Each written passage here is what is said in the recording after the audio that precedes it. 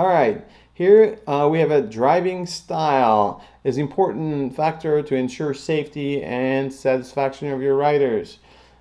Guys, it is something that it is as important as smiling, right? As the relationship with the rider or your customer. But the way you drive it really matters. It's not like driving with your friends or your kids, or like when you're not driving by yourself. You're driving with someone on the back seat, and hopefully they're buckled up. But sometimes if they are not, they should be. But so the feeling is a little bit different.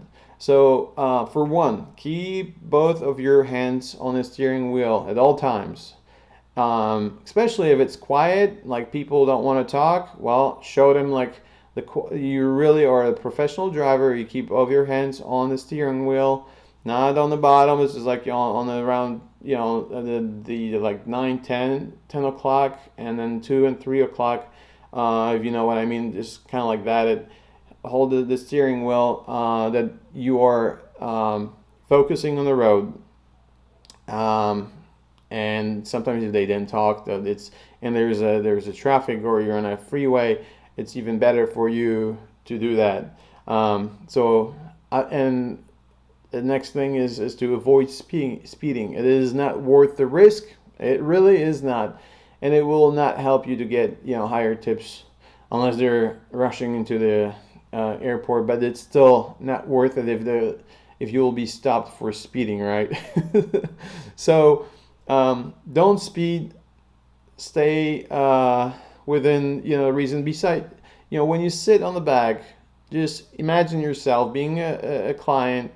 You don't want to like rush on the left lane because that causes you to worry. It's like, hey, I'm paying for this ride, but I didn't pay to be on a roller coaster. I want to get there safely. So maintain the speed, a distance from other cars, and try to be safe so they feel comfortable with you riding.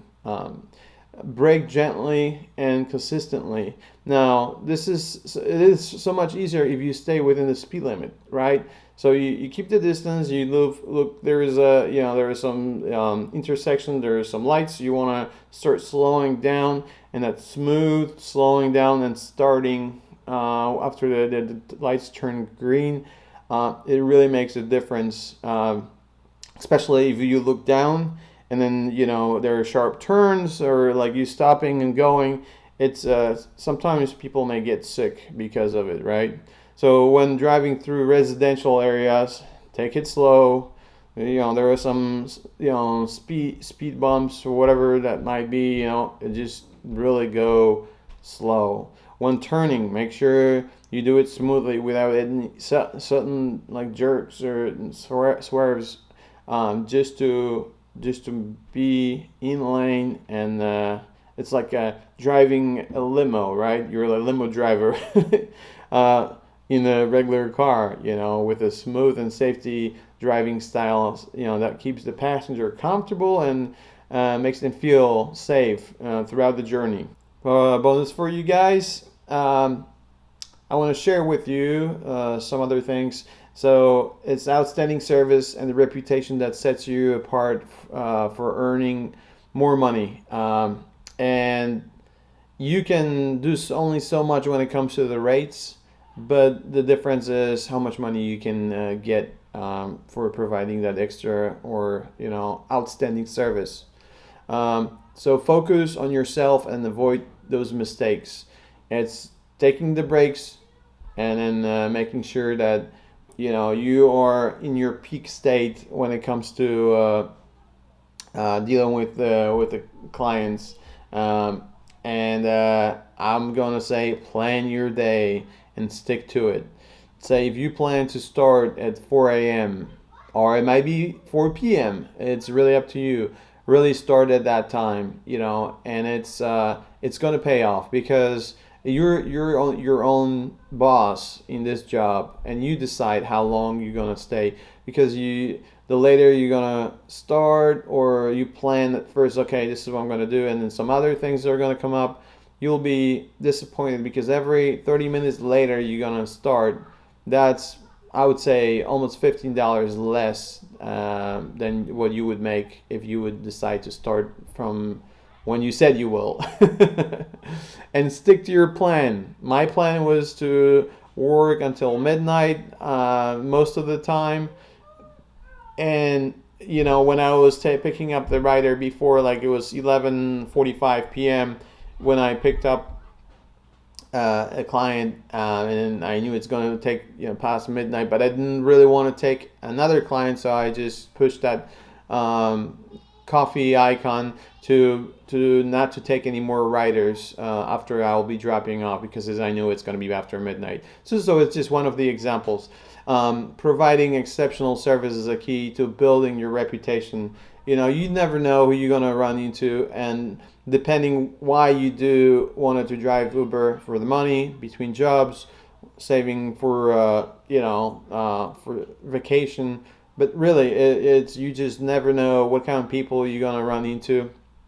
They may help you out, or like you can really network through what you do or you'll be doing, so it could be very, very beneficial.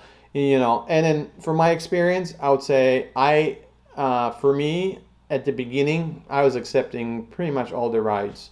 It took me 1.5 months to get to platinum driver membership, and I will tell you further like about like how this is calculated. But this is basically a rundown.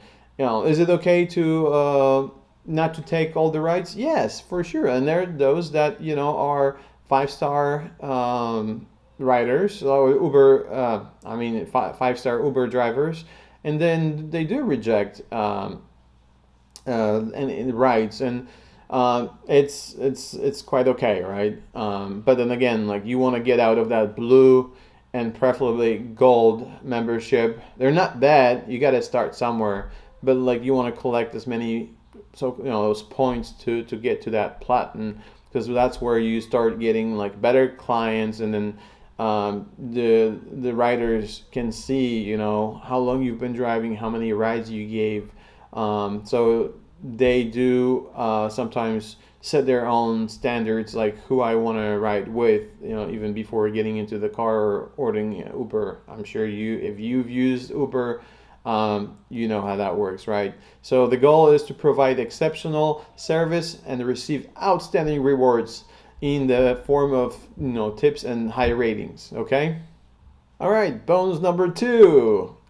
Is it worth signing up with another share ride company? This is something that you would not expect to hear from me, right? Yeah, well, I guess because this course is about how to become an Uber driver, and I'm talking about another share ride company. What the heck, Greg? Well, Lyft. This is who I'm talking about, and the answer is yes and no. And my story here is I signed up for Uber and Lyft at the same time. I was approved by Lyft within 24 hours, and Uber approved me 4 days later. So, I didn't really want to waste my time, and I started driving whoever approved me first. And I did a little bit of a research, and I tested and used both apps, and sometimes even at the same time.